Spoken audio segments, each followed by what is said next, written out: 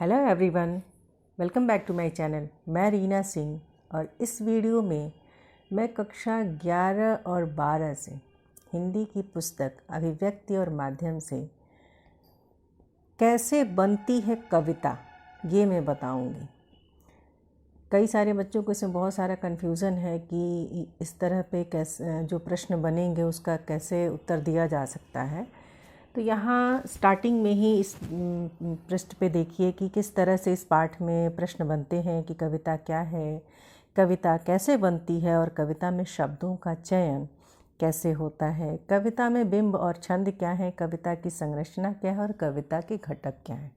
तो इन सारे बिंदुओं को एक एक करके मैं इस वीडियो में विश्लेषित करूँगी। कविता कविता कोने में घात लगाए बैठी है। यह हमारे जीवन में किसी भी क्षण बसंत की तरह आ सकती है। ये विचार जॉर्ज लुइस बोर्खेस का है, जो अर्जेंटीना के एक स्पेनिश लेखक हैं, कि कविता जो है वो कोने में घात लगाए बैठी, यानी कि ये हमारे मन की भावना है जो कभी भी किसी भी क्षण अभिव्यक्त हो सकती है। कविता के बनने की कहानी माँ, दादी और नानी की ज़ुबानी, लोरी के बोल, खेतों के ढोल, बच्चों के खेल गीत, स्कूल में उनका पहला कदम, तोतली ज़ुबान से गीत दोहराता बच्चा, उनमें से कुछ नए शब्द जोड़ता बच्चा। कविता की जगह यह जानी पहचानी दुनिया है जिसे हम सब जानते हैं। आप जैसे ही इन स्मृतियों से जुड़ेंगे, कुछ बुनियादी सवालों पर सोचने को विवश होंगे। कविता क्या है? बचपन से जो हम अपने घर में बुज़ुर्गों, अपनी नानी, अपनी दादी या अपनी माँ से, अपनी दादाजी से जो कहानियाँ हम सुनते हैं, जो गीत हम सुनते हैं, लोकगीत, शादी में, ब्याह में, या फिर बच्चों की जो पढ़ाई खेल खेल में पढ़ाया जाता है गीतों के माध्यम से, या काम करते हुए जो खेतों में मज़दूर गीत गाते हैं, किसान गीत गाते हैं, तो यही सब तो कविता को जन्म देते हैं। यही सब ये चीज़ें हैं जहाँ से कविता जन्म लेती है। क्या कारण है कि दुनिया के हर बच्चे की पढ़ाई नर्सरी गानों से शुरू होती है? क्योंकि गाने में एक अलग आकर्षण होता है और हमें वो जल्दी याद हो जाता है। वह कौन सी चीज़ है? ये कविता की जानी पहचानी दुनिया अनजानी लगने लगती है। कविता के खेत खलिहान, बाग बगीचे, शेर, मोची, पानी, सूखा गांव, नगर सब अपरिचित से लगने लगते हैं। इस अपरिचित दुनिया में गोते लगाने वाले आलोचक और कवियों को कविता कभी जादू लगती है तो कभी पहेली। जिस कविता से हम बचपन से ही जुड़े रहते हैं, अचानक से उसके विषय में सोचने पर उसकी दुनिया हमें अनजानी क्यों लगती है? कविता के खेत खलिहान, यानी कि जहाँ कविता उपजती है, तो उसके विषय क्या होते हैं? कोई भी विषय हो सकता है। वाचिक परंपरा के रूप में जन्मी कविता आज लिखित रूप में मौजूद है। यानी कि पहले जो वाचिक परंपरा, जो हम बोल कर ही सुनते थे, मुँह से बोले हुए कविता और कहानियों को सुनते थे, आज वो लिखित रूप में मौजूद है, यानी कि वो लिखी हुई भी मिलती है। उसके साथ ही मौजूद है यह सवाल कि कविता क्या है। हम जिस कविता के आधार पे हमारा जीवन ही शुरू हुआ, यानी कि जब शिक्षा का उतना प्रचार प्रसार नहीं था, लिखने पढ़ने की परंपरा नहीं थी, उस समय से भी कविताएं थीं। उस समय भी कविताएं थीं, वो मौखिक रूप में थीं, लेकिन आज लिखित रूप में है। इसके साथ ही हमारे मन में यह प्रश्न भी है कि कविता क्या है। यद्यपि कविता की इस पहेली को बूझना जटिल प्रक्रिया है, सारी जटिलता के बावजूद कविता हमारी संवेदना के निकट होती है। यानी हम जो अपने वातावरण से जिस तरह की हमें अनुभूति होती है, अगर वो गेय शब्दों में, जिसे हम राइमिंग्स कहते हैं, रैम्स कहते हैं, उस तरह से अभिव्यक्ति हो जाए तो वही कविता है। वह हमारे मन को छू लेती है, कभी कभी झकझोर देती है। झकझोर देती है से तात्पर्य है कि हम लिखने को विवश हो जाते हैं। कविता के मूल में संवेदना है। संवेदना यानी कि जो हम महसूस करते हैं। राग तत्व है, प्रेम, यह संवेदना संपूर्ण सृष्टि से जुड़ने और उसे अपना बना लेने का बोध है। जब तक हमें सृष्टि की संवेदना नहीं होगी, अपने आसपास के वातावरण के प्रति संवेदनशील हम नहीं होंगे, तब तक कविता के भाव हमारे मन में नहीं उपजेंगे। और यह वही संवेदना है जिसने रत्नाकर डाकू को वाल्मीकि बना दिया और वे कह उठे, माँ निषाद प्रतिष्ठाम त्वम गमः शाश्वती समाह यत क्रौंच मिथुनादेक मवधि काममूल। उन्होंने क्रौंच पक्षी, वो तमसा नदी के तट पर स्नान के लिए जा रहे थे, उसी समय उन्होंने क्रौंच पक्षियों को काम क्रीड़ा में लिप्त यानी कि प्रेम में लिप्त देखा और उनका मन जो है वो प्रसन्न हो गया। तभी किसी बहेलिये ने उन पर वाण चला दिया और वो जो नर पक्षी था वो बाण लगने के कारण वहीं तड़प कर उसकी मृत्यु हो गई। और इस कारण वो जो मादा पक्षी थी वो विलाप करने लगी। और इस हृदय विदारक दृश्य को देखकर वाल्मीकि के मुख से ये श्लोक फूट पड़ा। ये श्लोक क्या था? ये एक शाप था उस बहेलिये को कि जिसने भी इस तरह का दुष्कर्म, ये कर्म किया है, ये गलत कर्म किया है, उसके मन को कभी शांति न मिले।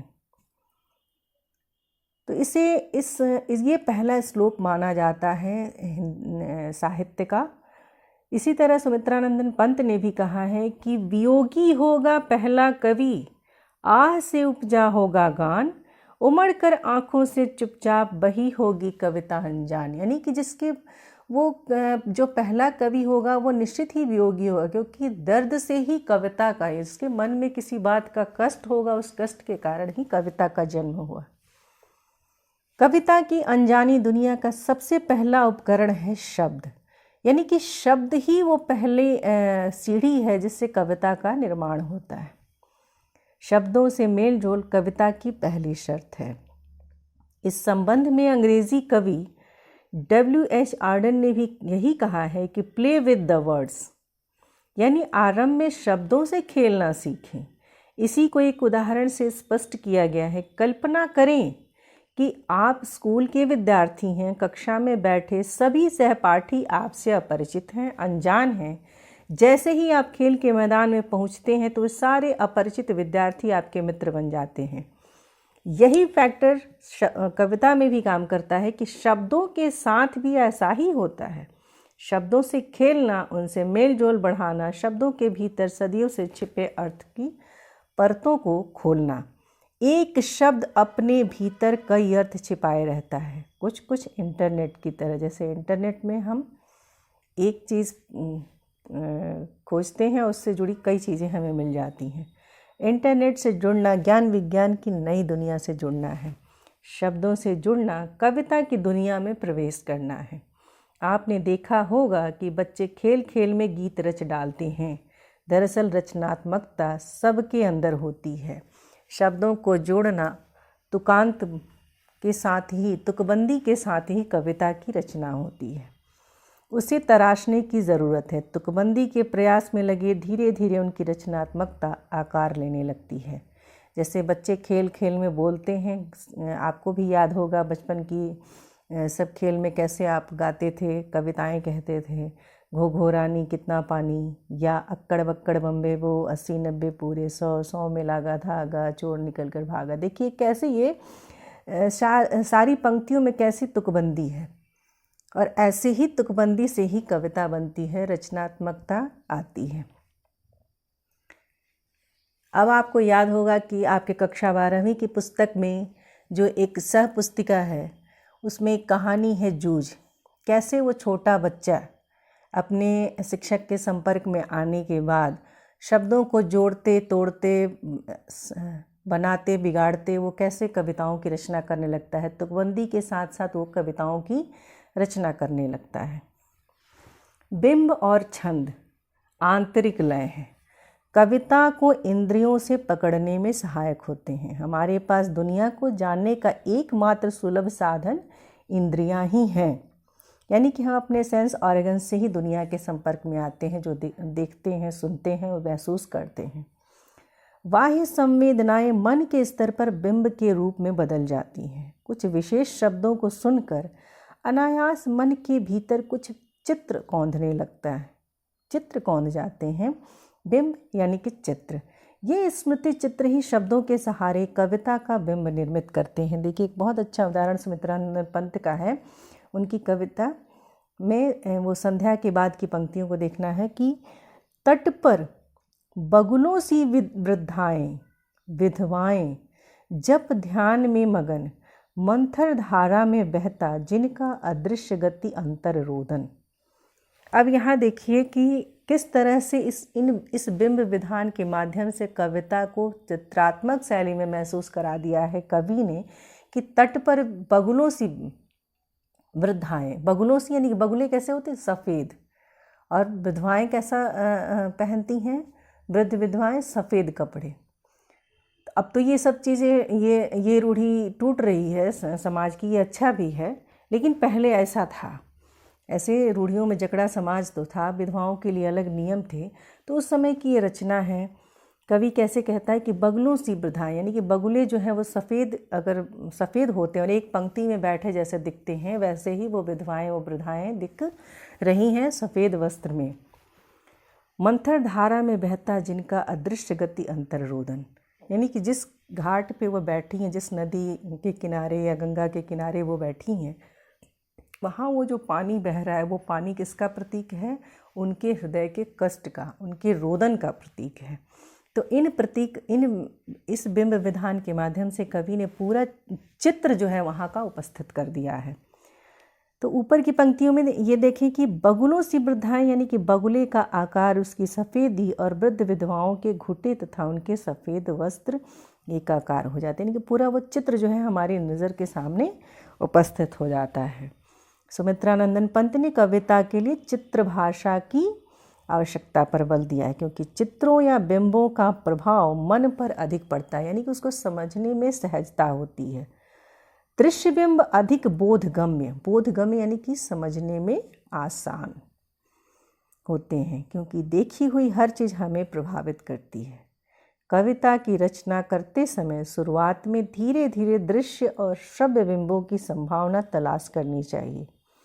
ये बिंब सभी को आकृष्ट करते हैं।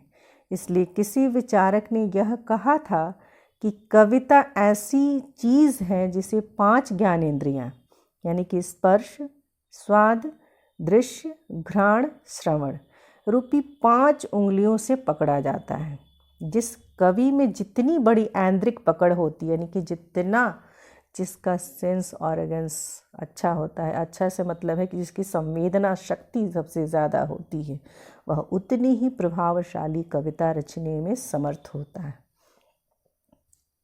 छंद यानी कविता का आंतरिक लय कविता का अनिवार्य तत्व है। मुक्त छंद की कविता लिखने के लिए भी अर्थ की लय का निर्वाह जरूरी है। कवि को भाषा के संगीत की पहचान होनी चाहिए।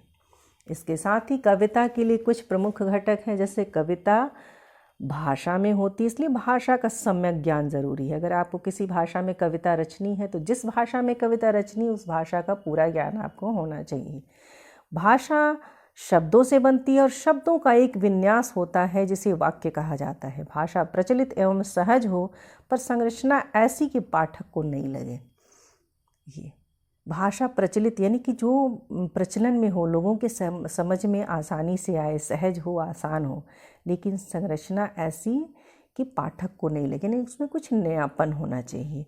कविता में संकेतों का बड़ा महत्व होता है, यानी कि आप सांकेतिक भाषा का प्रयोग करते हैं जिससे अर्थ की गूढ़ता समझने में आसानी हो, तो वो कविता और भी प्रभावशाली होती है।